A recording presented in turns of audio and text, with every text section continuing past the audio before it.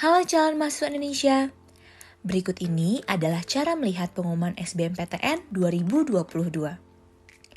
Yang pertama, kamu dapat melihat pengumuman SBMPTN 2022 melalui laman utama berikut atau 32 laman mirror pengumuman dengan menggunakan web browser kamu.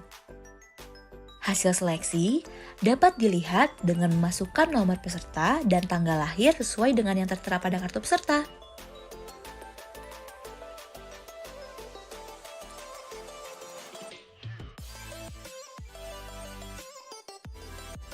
Pengumuman SBMPTN 2022 dapat juga dilihat melalui handphone kamu ya.